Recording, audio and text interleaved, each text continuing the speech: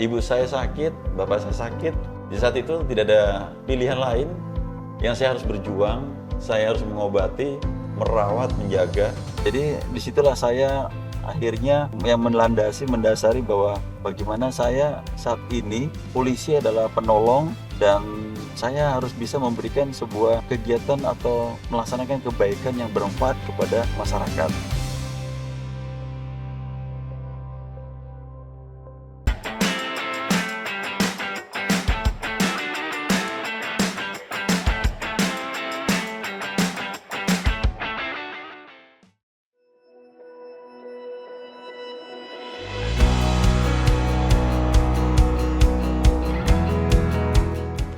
Halo Sobat Suara, kembali lagi di program Lekat, kanal sosok lebih dekat. Bersama aku Stefanus, hari ini kita bakal berbincang dengan sosok di balik tertibnya lalu lintas di daerah istimewa Yogyakarta. Pada bisa nebak? Betul sekali, kita bakal berbincang bersama Kombes Pol Alfian Nurizal. Pada penasaran? Langsung kita temui aja beliau.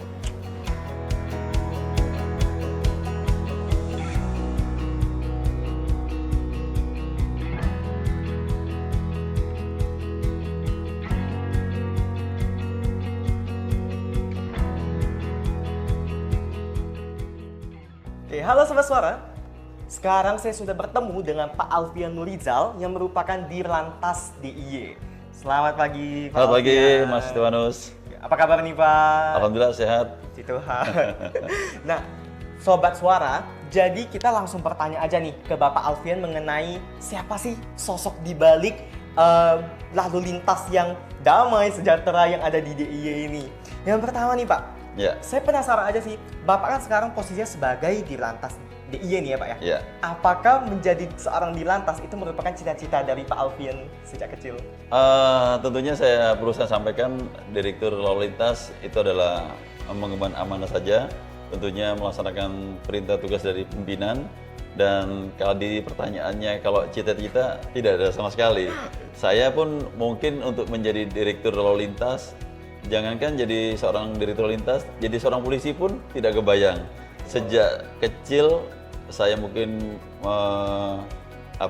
sekolah di SD, SMA tidak terbesit saya jadi polisi. Apalagi jadi seorang direktur lalu lintas Polda Daerah Istimewa Yogyakarta saat ini.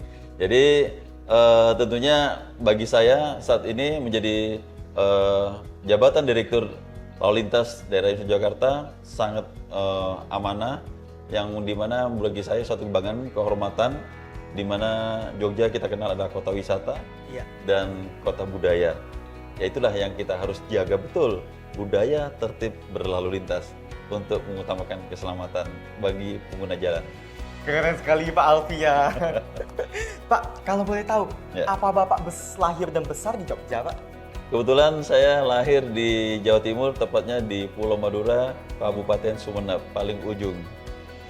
Iya, saya dari Jawa Timur, Madura. Dekat dengan jembatan Suramadu berarti Pak? Ya, Oke. sekarang sudah bersatu. Dulu Oke. tidak.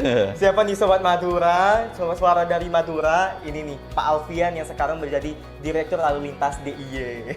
Ya. Pak, kalau boleh tahu, kalau Ya. tadi Bapak cerita menjadi seorang polisi itu tidak pernah terbayangkan. Tidak terbayang. Apa Bapak lahir dan besar di keluarga kepolisian? Sama sekali tidak. Tidak.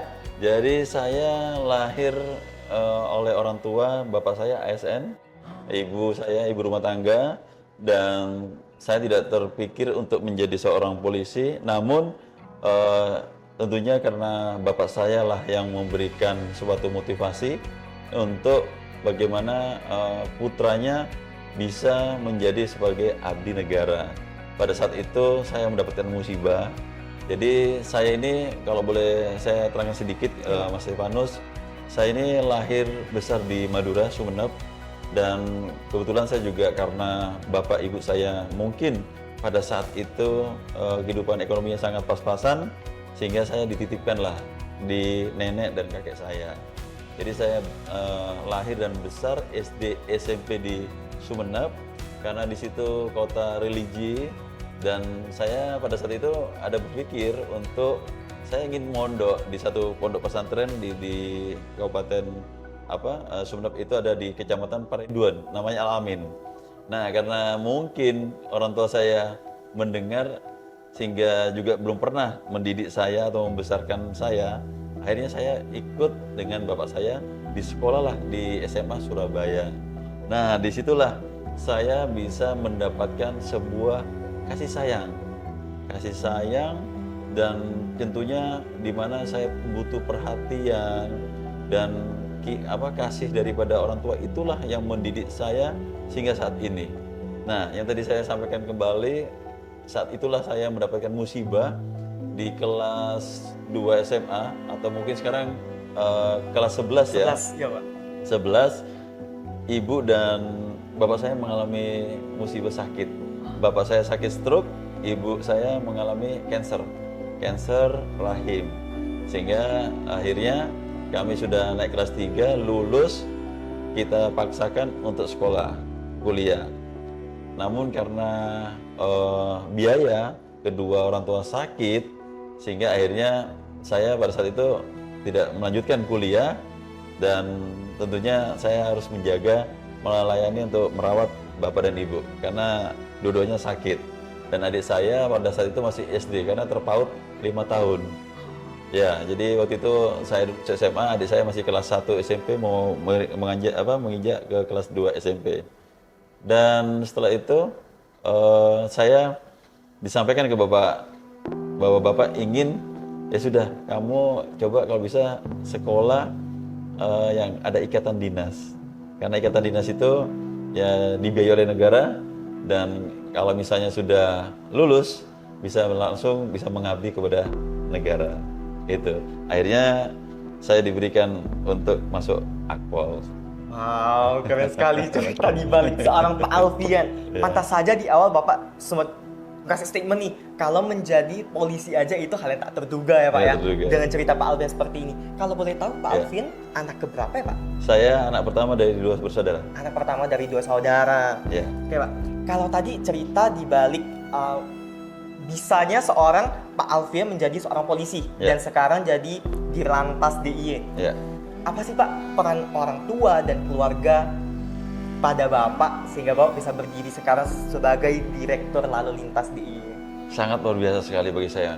Ini saya kalau menceritakan seperti ini lagi, saya pasti akan sedih. Karena memang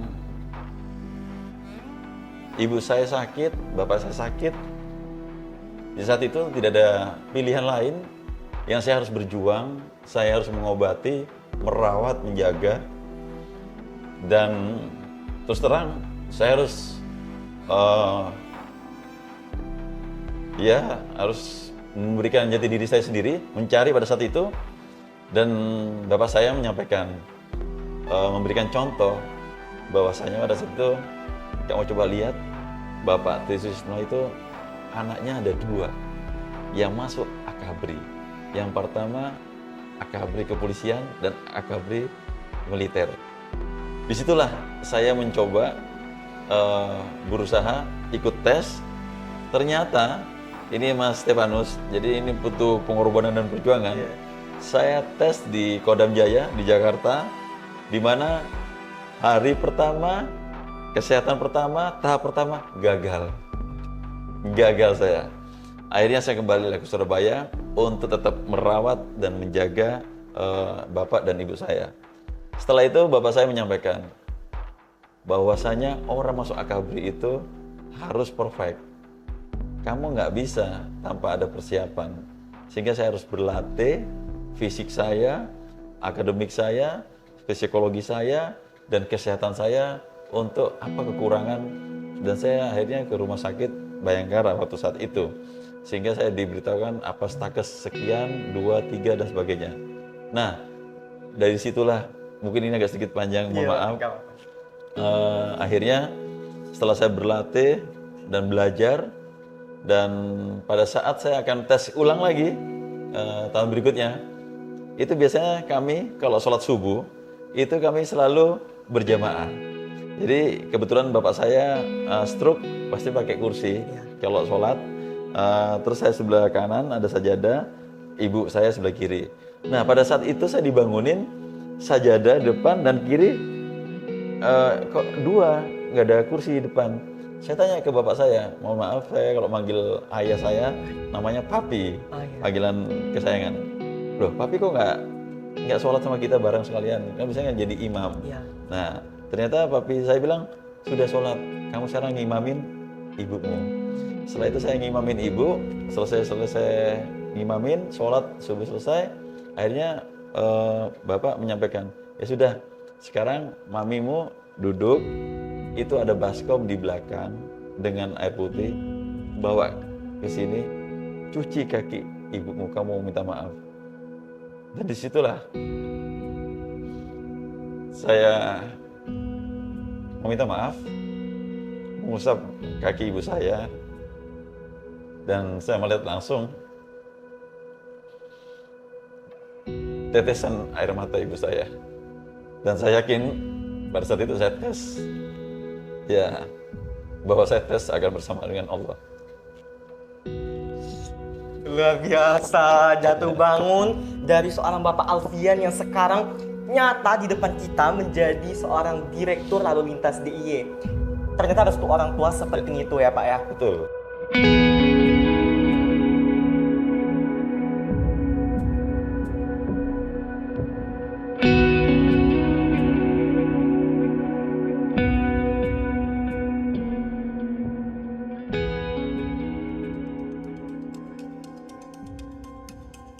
Oke Pak Alfian. Ya. Nah, kalau bener nih Pak, tadi saya sempat riset nih, Bapak sudah menjadi Direktur Polda DIY itu sejak Oktober 2022. Apa Betul. benar Pak? Betul. Boleh diceritakan nggak sih Pak saat pengangkatan Bapak Alfian menjadi direktur? Jadi direktur lalu lintas di tahun 2022 itu pertama kali saya harus mau mapping, memetakan untuk tentunya situasi kondisi wilayah di Yogyakarta. Dan yang pertama kali yang saya laksanakan tugas ini tugas yang sangat berat tapi yang membanggakan dan satu kehormatan, yaitu bagaimana pernikahan Mas Kaisang. Dan di situ pada saat itu akad nikah di Ambarukmo, Iya. di Pendopo, dan kita harus bisa memberikan rasa aman, tertib, dan tentunya memberikan rasa nyaman. Dan itu semua bisa berjalan dengan baik atas kerjasama stakeholder, dan tentunya tidak ada kemacetan, apalagi kepadatan, semua berjalan dengan baik karena kita melakukan manajemen rekayasa lalu lintas yang baik. Berarti momen perdana Bapak itu pada saat pernikahan Mas Kaisang? Betul, bersamaan. Tugas perdana langsung pegang anak presiden. Betul. Pak, kalau boleh tahu nih, gimana sih Pak momen-momen saat Bapak ditunjuk oleh Bapak Kapolri Jenderal Listio Sigit menjadi direktur? Oke, jadi kita setiap untuk mendapatkan sebuah jabatan itu kita ada asesmen. Jadi di asesmen, dan tentunya hasil dari asesmen itu sesuai dengan psikologi, terus karakter, dan tentunya akhirnya kami ditunjuk untuk bisa melaksanakan amanah di Direktur Lalu Lintas Daerah Istimewa Yogyakarta saat ini. Wow, keren sekali. Ya. Perasaannya apa sih Pak pada saat itu ditunjuk Kombes Pol Alfian Nurizal, itu gimana sih Pak? Ya, rasanya bangga, bahagia, tapi kan tentunya di balik kebahagiaan, kebanggaan itu kalau kita harus menuntut untuk memberikan pelayanan yang terbaik secara profesional dan amanah dan akuntabilitas. Iya sih, keren sekali Bapak Alfian. Iya. Pak, Iya. sekarang sebagai Dirlantas Polda DIY, Iya. mungkin ya Sobat Suara belum pada tahu nih Pak. Iya. Boleh nggak sih Pak dijelaskan apa sih tugas-tugas dari Direktur Lalu Lintas DIY? Ya, di sini kita juga selain untuk yang teman-teman ketahui pengaturan lalu lintas untuk bagaimana tidak terjadinya suatu kepadatan atau kemacetan. Kami juga di sini juga melakukan pendataan terhadap identifikasi registrasi kendaraan bermotor, dan kami juga melaksanakan Dikmas atau edukasi kepada masyarakat, yaitu adalah Subdit Kamsel. Dan tentunya juga seluruh kegiatan operasional ini semuanya akan direncanakan, yaitu tadi saya sampaikan manajemen rekayasa lalu lintas untuk melakukan pengamanan, yaitu adalah Bagbinop. Jadi ada bagian bidang operasional, dan juga di situ dibantu untuk penegakan hukum. Jadi semacam untuk penegakan hukum yang perintah dari Bapak Kapolri, Jenderal Dr. Listio Sigit Prabowo untuk tidak ada transaksional antar pengguna jalan atau polisi dengan pelanggar, sehingga kita melakukan penindakan hukum secara etle. Jadi itu beberapa tugas tupoksi daripada Ditlantas Daerah Istimewa Yogyakarta. Iya Pak ya, biasa sering ya Pak, seperti pelanggar lalu lintas, Ya. lalu kayak transaksi di jalan gitu ada Ya. Pak ya dulu ya. Kalau sekarang, kalau misalnya Bapak bisa memberikan persentase nih, Ya, berapa sih Pak keberhasilan untuk penanggulangan hal tersebut?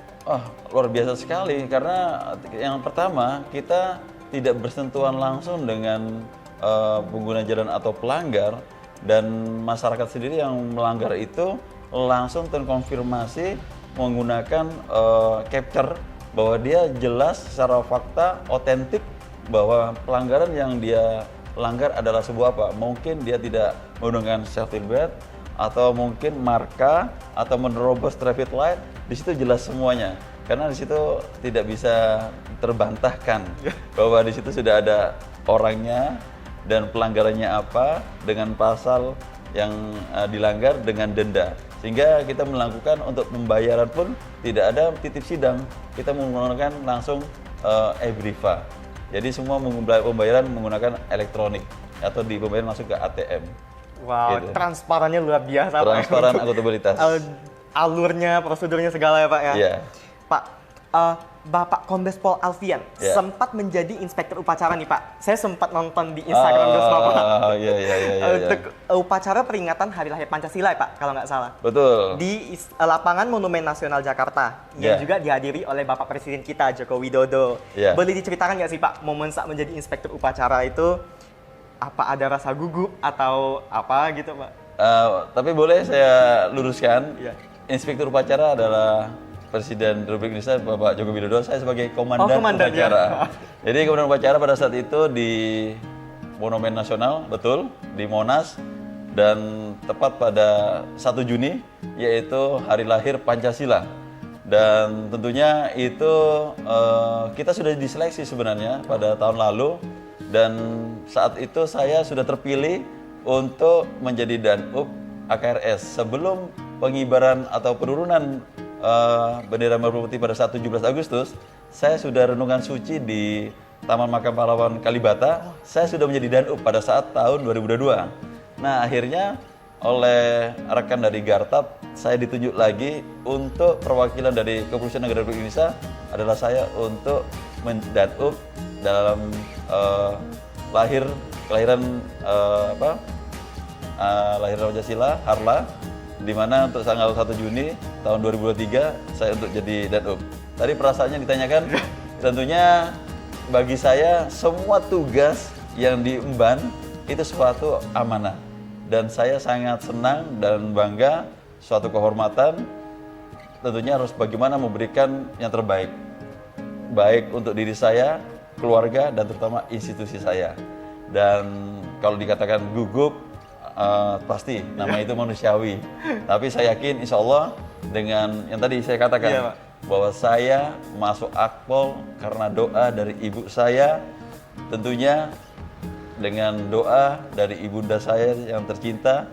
Dan belum saya ketahui tadi, saya belum sempat bicara di mana yang memotivasi saya menjadi polisi adalah bapak saya, tapi bapak saya pada saat tingkat 2 meninggalkan atau meninggal dunia menghadap Allah SWT, sehingga saat ini saya hanya mengabdi atau berbakti kepada ibu saya. Dan saya yakin pada saat saya ditunjuk jadi Danub 1 Juni untuk hari lahir Pancasila, saya yakin berjalan dengan lancar dan tentunya dengan hikmat. Semua bisa dirasakan karena doa dari ibunda saya dan Allah meridhoi. Oke. Pak, kalau boleh tahu latihan saat itu menjadi komandan tuh Pak, capek nggak sih Pak latihannya? Oh, luar biasa capek. Panas-panasan ya Pak? Luar biasa. Jadi yang kenapa saya katakan capek, ini kita latihan hari Senin, Selasa. Jadi gladi kotor tuh hari Senin, hari Selasa gladi bersih, Rabu harusnya istirahat. Oh. Nah, terus baru Kamis kita melakukan kegiatan untuk upacara 1 Juni Harla Pancasila. Namun karena ada perubahan, jadi untuk keinginan dari Setmilpes pada saat itu untuk dilakukan show of force. Hari Senin ini gladi kotor, hari Selasa gladi bersih, hari Rabu hari istirahat, kita jadi hari gladi bersih sekali. Jadi tidak ada istirahat Nggak ada dan breaknya. tidak ada istirahat. Dan alhamdulillah semuanya diberi kelancaran, baik secara kegiatan tertib dan semua penuh dengan hikmat. Dan saya rasa pada saat saya juga melakukan memberikan aba-aba dengan lugas, tegas, semua berjalan dengan baik dan lancar. Itu berkat Allah SWT. Wih Tuhan, rasa semua capek, lelah itu pun semua nggak terasa ya Pak ya, karena Ya. ada semangat untuk mengabdi pada negara Indonesia ya Pak ya. Betul sekali. Oke Pak, kalau di media sosial Bapak nih, Ya. Bapak Kombes Pol Alfian dikenal sebagai sosok yang dekat dengan warga. Sebenarnya pesan apa sih Pak yang pengen Pak Alfian sampaikan dengan sikap Bapak yang ramah? Karena Ya. kita tahu ya, biasanya kalau polisi kan belum apa-apa orang udah seperti takut gitu Pak karena kaku gitu. Ya, jadi gini, saya ingin memberikan role model, stigma, bahwa polisi itu adalah sebenarnya, saya garis besarnya saja, kalau misalnya itu adalah pelindung, pengayom, dan pelayan, artinya bahwa polisi adalah penolong. Bagaimana kita jangan sampai ada polisi malah jadi takut. Iya. Jadi artinya stigma ini negatif yang terhadap arogansi. Saya ingin menghilangkan stigma itu. Jadi bahwa kehadiran polisi itu ingin membantu memberikan win-win solution atau memberikan problem solving sehingga tidak ada rasa takut kepada kepolisian. Itulah sebagai role model saya ingin memberikan bahwa masyarakat dengan kehadiran polisi itu bentuk bahwa kehadiran polisi memberikan rasa aman dan nyaman, bukan malah memberikan rasa ketakutan. Itu. Baik Pak, bisa dengar nih Sobat Suara. Jadi eksistensi dari polisi itu adalah sebagai penolong. Jadi jangan sampai takut lagi dengan polisi. Kalau misalnya takut, bisa nih kunjungi ke media sosialnya Pak Alfian. Kita lihat sosok polisi yang penolong, yang baik bertanda ramah, untuk menghilangkan stigma-stigma negatif tentang kepolisian. Oh ya Pak Alfian, kalau boleh tahu hari ini Bapak ada kesibukan apa nih Pak? Ini sekarang jam 11 hari Selasa tanggal 21 November ada kegiatan simpatis, yaitu di mana untuk penggalangan dana dari rekan-rekan dari ojol kepada saudara kita yang saat ini mengalami musibah di Gaza. Ini kita ada di yaitu kegiatan di Tugu. Saya akan melakukan pengaturan, memastikan tidak ada kemacetan dan tentunya untuk mengurai apabila ada kepadatan nanti di lokasi tersebut. Gitu. Saya boleh ikut nggak Pak? Boleh dong, dengan senang hati ya. Ayo kita bareng. Oke, gas Pak. Ya? Oke. Yuk Sobat Suara, kita ikuti.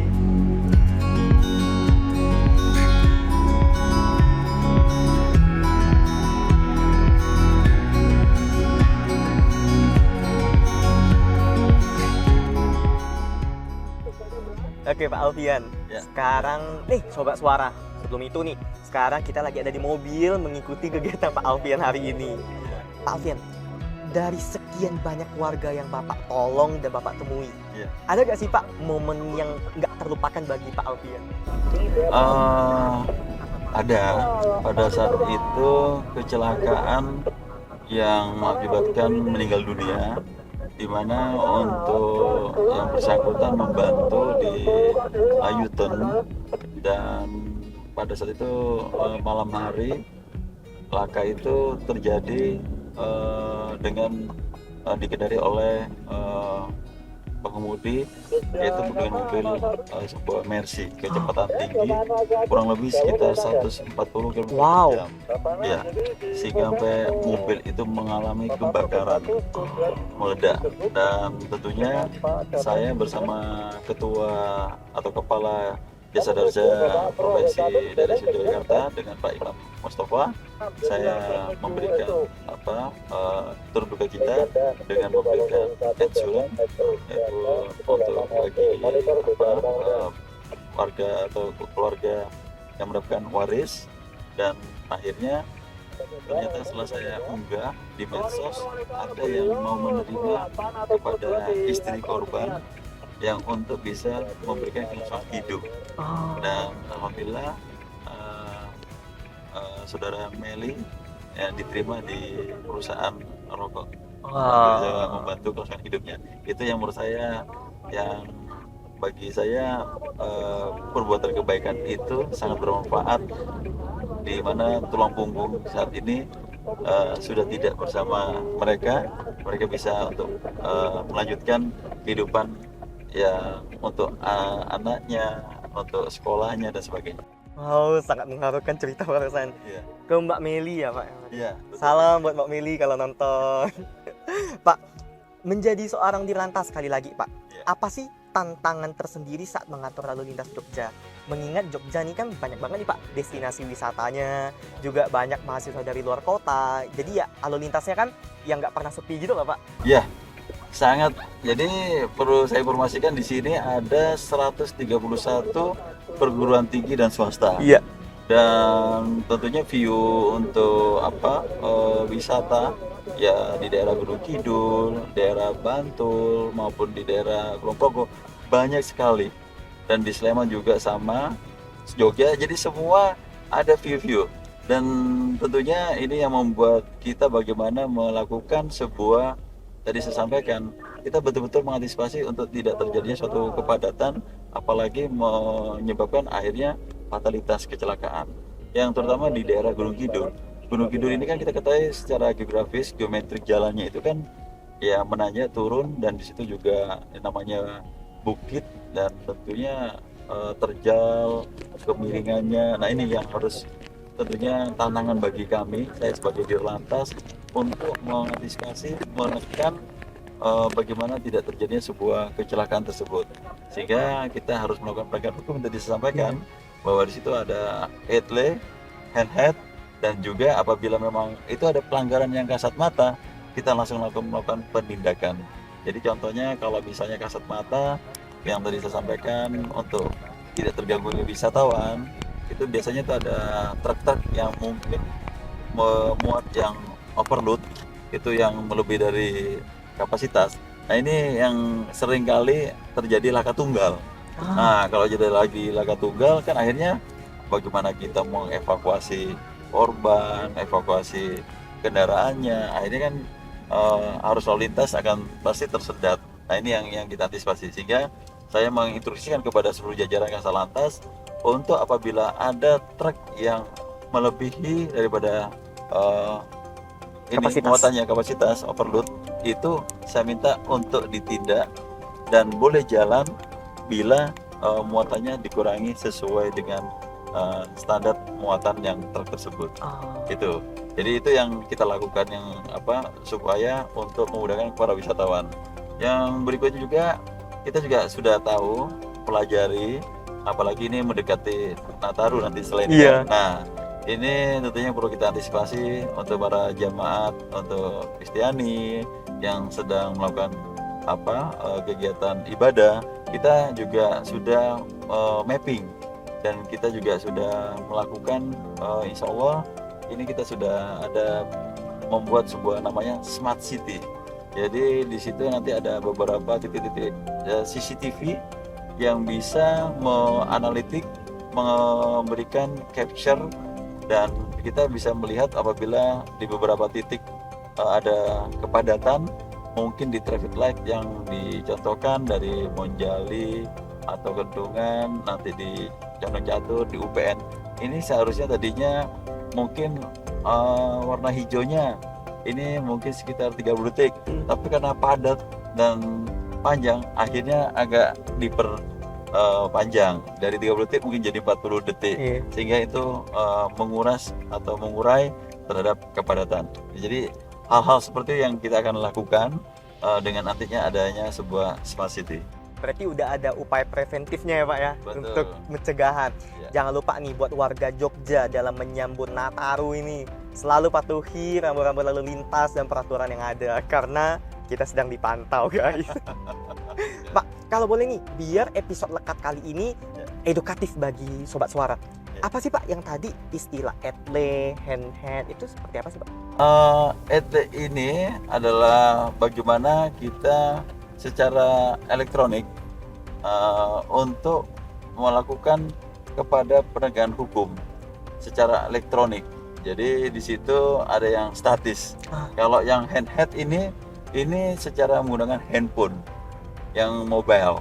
Jadi apabila ada pengguna jalan yang melanggar, itu yang statis yang di beberapa traffic light itu sudah terpantau. Namun kalau yang handheld ini adalah anggota yang diberikan kepada anggota yang sudah memiliki sertifikasi untuk melakukan capture on kepada terhadap yang melanggar lalu lintas. Itu perbedaannya antara etle dengan handheld. Tapi sama-sama praktis ya Pak ya keduanya. Ya. Oke, Pak, kalau misalnya nih Sobat Suara melihat media sosialnya Pak Alfian ini terkenal sebagai sosok yang peduli dengan isu-isu sosial. Misalnya membantu orang sakit, membedah rumah ya Pak ya yang kurang layak, memberi umroh gratis, dan pernah membelikan kaki palsu untuk seorang mahasiswi. Boleh gak sih Pak ceritakan kenapa Bapak juga fokus terhadap isu sosial? Saya karena tadi berawal dari saya dibesarkan oleh kakek nenek saya yang tentunya butuh kasih sayang dan tentunya dengan butuh kecintaan orang tua, orang yang memperhatikan. Jadi disitulah saya akhirnya yang mendasari bahwa bagaimana saya saat ini adalah polisi, adalah penolong, dan saya harus bisa memberikan sebuah kegiatan atau melaksanakan kebaikan yang bermanfaat kepada masyarakat. Disitulah akhirnya muncul keinginan ini, panggilan jiwa dari ilahi, gimana saya harus berbuat kebaikan kepada sesama. Itu yang awal mula mendasari bagaimana saya konsen terhadap kegiatan sosial dan kemanusiaan. Keren sekali Pak Alfian. Makanya dari kemarin saya kan ngecek nih media sosialnya Pak Alfian, Instagram Reels. Beraneka ragam nih, ada yang jadi komandan upacara, ada yang juga perhatian terhadap rumah yang kurang layak ya Pak ya. Jadi Pak Alfian nih multi care, multi kepedulian. Pak, kalau boleh tahu Pak Alfian nih, apa ada sosok inspiratif gak sih Pak yang menjadi role model Bapak? Ada. Boleh diceritakan? Ada, yaitu Kapolda Daerah Istimewa Yogyakarta, Irjen Pol Suwondo Nainggolan. Itu yang menjadi inspirasi bagi saya.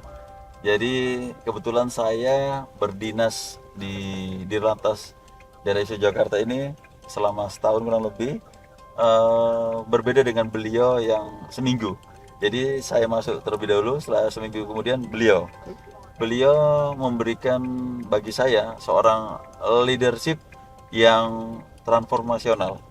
Jadi sosok yang memberikan pemikiran yang ke depan, visioner, dan memberikan suatu perubahan, role model bagaimana seorang polisi ke depan yang betul-betul memberikan pelayanan yang profesional. Jadi tentunya saya sangat belajar bagaimana sebagai pemimpin yang berpikir yang strategik dan juga bisa berpikir secara taktis dan juga berpikir secara teknis. Tapi kita kembali lagi nanti apabila sudah itu, karena kita sekarang sudah berpangkat komisaris besar polisi yang harus berpikir strategik, kita kembali lagi. Jadi beliau sangat bagi saya seorang pimpinan senior, guru yang sangat memberikan inspirasi terhadap saya. Wow, keren sekali. Jadi ada nih sosok inspiratif di balik Kombes Pol kita sekarang ini di Lantas DIY. Pak, di tengah kesibukan yang sekarang ini ya Pak ya, ada gak sih Pak Alfian hobi yang dijalankan? Misal jalan-jalan, traveling, olahraga. Hobi saya satu. Hobi saya pertama adalah mungkin cuma satu-satu ya. Saya hobinya basketball. Ya, jadi ini mohon maaf kalau bisa lihat kaki saya, tangan saya ini bengkok. Jadi nggak lurus karena passing, dan ini juga nggak lurus, maaf. Jadi tidak ada yang apa namanya, ini karena cedera ya, jadi karena kita passing mungkin kurang siap. Iya. Dan saya masih aktif. Saya punya klub yaitu namanya BBJ, Bayangkara Bea Cukai Jaya. BBJ. Dan ini sekarang masih aktif, dan insya Allah nanti tanggal 13 Desember tahun 2023 ini kita akan ada pertandingan di Yogyakarta. Wow, keren sekali. Iya. Semoga sukses semua untuk pertandingannya. Ya, terima kasih. Dan di tengah kesibukan seorang Dirlantas Polda DIY nih, gimana sih Pak cara Bapak bagi waktu antara pekerjaan dan keluarga? Nah, ini yang betul-betul saya saya berterima kasih kepada istri saya tercinta. Saya sebutkan kepada istri Anita Purnamasari, di mana beliau sosok seorang ibu yang betul-betul bisa mendidik anak-anak, di mana saat ini saya memang fokus kerja untuk di Yogyakarta. Ini memang luar biasa kegiatannya, yang tadi Mas Stefanus juga memahami. Di sini destinasi kedua setelah Bali, sehingga tentunya kepadatan lalu lintasnya, dan tentunya bagaimana di sini juga banyak kegiatan-kegiatan secara VVIP maupun nasional yang harus kita amankan, apalagi ini saat ini sudah jelang ini ya, kampanye. Iya. Nah, di tahun politik ini tentunya saya berbagi tugas dengan istri saya. Istri saya ya itulah, karena home base kita di Surabaya, jadi saya fokus kerja, istri saya yang bolak-balik. Ya, di balik itu kan istrinya juga sebagai bayangkari memiliki tugas kegiatan kebayangkarian, itu adalah kegiatan sosial. Jadi ya itulah, karena kebaikan dari Ibu Kapolda, di mana beliau juga mendukung, utamakan keluarga itu segala-galanya, sehingga akhirnya kita berbagi tugas untuk mendidik. Jadi istri saya apabila ada kegiatan bayangkari di Jogja, dia akan pasti hadir dan selalu ada. Namun setelah itu izin kepada Ibu Kapolda untuk mendampingi anak-anak saya, karena anak saya 4. Ada 4, yang saat ini yang ada di Surabaya ada 3. Yang nomor 2 sekarang kelas 12, kelas 12 berarti kelas 3 SMA di Surabaya. Yang satunya kelas 10, kelas 1 SMA, yang satunya kelas 1 SD. Nah, ini mereka yang betulnya, yang terutama yang nomor 2, nomor 3 tadi yang disebutkan itu, yang kelas 3 sampai kelas 1 ini laki-laki. Yang terakhir inilah yang kecil, ini kelas 1 SD wanita. Jadi yang harus betul-betul diberikan sebuah kasih sayang dan perhatian khusus. Berarti keluarga sekarang base-nya di Surabaya, Pak? Iya, betul. Home base saya di base camp saya di Surabaya. Ya, karena Bapak Jawa Timur tadi ya di awal. Betul. Salam buat Bu Anita nonton. Dan Pak, kini sebagai perwira polisi, apa sih impian dari seorang Pak Alfian yang belum terwujud? Itu bagi saya masih banyak ya, untuk yang belum terwujud. Bagaimana saya memberikan pelayanan yang betul-betul bisa diterima oleh masyarakat, dan bagaimana masyarakat bisa percaya kembali kepada kepolisian. Dan juga banyak hal yang masih menurut saya kekurangan, yang harus saya memberikan hal-hal yang kebaikan kepada masyarakat. Sehingga bagi saya untuk saat ini banyak hal yang harus saya lakukan untuk kebaikan. Saat ini saya sebagai Dirlantas untuk mewujudkan bagaimana keamanan, keselamatan, ketertiban lalu lintas, dan tentunya pada saat jelang saat ini berlangsungnya kampanye, saya berusaha untuk tidak menjadi trigger, yaitu adalah kampanye yang berbudaya seperti Yogyakarta adalah kota budaya dengan tidak menggunakan knalpot brong. Itu tantangan yang bagi saya yang saat ini harus terlaksana, untuk tidak ada menggunakan knalpot brong dengan memberikan kampanye tertib, nyaman, dan damai. Oke, baik Pak. Nah, untuk itu, apa sih pesan Bapak Kombes Pol Alfian Nurizal untuk Sobat Suara yang mungkin ingin juga berkarir di dunia kepolisian? Oke, untuk teman-teman yang akan ingin berkarir di kepolisian, yang pertama adalah maksud dan tujuan dari hati nurani sendiri. Jadi tentunya alhamdulillah bahwasanya saat ini anak saya yang pertama sedang menjalani pendidikan di Akpol tingkat 2, dan tentunya itu pun bukan karena dipaksa tapi karena hati nurani. Saya langsung menanyakan kepada anak saya, sama juga saya ikut tes Akpol 2 kali baru masuk, anak saya juga 2 kali baru masuk. Jadi saya tanyakan, kenapa kau ingin menjadi polisi? Dia jawabannya yang di luar dugaan saya adalah ingin seperti panggilan saya adalah Papin. Anak-anak itu manggil saya itu Papin, kalau ibunya Mamin. Jadi dia manggil saya Papin, saya ingin seperti Papin untuk membantu masyarakat. Itu yang terlihat. Nah, dari situlah akhirnya saya akan mengarahkan seperti yang tadi. Saya mengarahkan untuk cek kesehatannya, latihan akademiknya, belajar dengan rajin, semuanya dilatih, psikologinya dan juga fisik. Itu juga lari, pull up, sit up dan semuanya dilatih. Sehingga alhamdulillah jadi bagi teman-teman yang ingin mengabdi atau berkarir di Kepolisian Negara Republik Indonesia, tentunya persiapkan diri dengan hati nurani bahwa kita akan melayani masyarakat dengan nating tulus, ikhlas, dan disertai dengan usaha, latihan, belajar, dan jangan lupa berdoa, restu daripada orang tua, terutama ibu dan bapak, insya Allah akan diijabah. Amin rabbal alamin. Amin. Nah, sebelum itu Pak, terakhir, apa nih pesan dari Dirlantas Polda DIY Bapak Alfian untuk warga Jogja, pengguna jalan lalu lintas? Oke, baik. Terima kasih kepada seluruh warga Jogja yang saya cintai dan saya banggakan. Saya Dirlantas Polda Daerah Istimewa Yogyakarta, Alfian Nurizal, Komisaris Besar Polisi. Saya mengajak bekerja sama kepada seluruh masyarakat untuk tertib berlalu lintas. Kita budayakan ketertiban ini karena kita hidup di Yogyakarta yang penuh dengan kebudayaan, dengan keanekaragaman seni, dan tentunya dengan mengutamakan ketertiban akan mengutamakan keselamatan berlalu lintas, bukan untuk diri kita tapi untuk orang lain juga. Sehingga dengan tertib berlalu lintas, insya Allah keselamatan akan terjaga. Terima kasih. Itu dari saya. Terima kasih banyak Pak Alfian. Nah, pesan Bapak Alfian barusan merupakan penutup dari episode lekat kali ini. Maka dari itu, saya mengucapkan terima kasih banyak kepada Pak Alfian. Banyak sekali Pak insight saya dapat dari Bapak Alfian. Yang pertama, pantang menyerah. Yang kedua, cinta negara. Itu yang saya dapatkan dari bincang-bincang bersama Pak Alfian hari ini. Kalau begitu, saya Stefanus Lunardi mengucapkan terima kasih banyak sekali lagi Pak. Mohon maaf apabila terdapat kesalahan kata.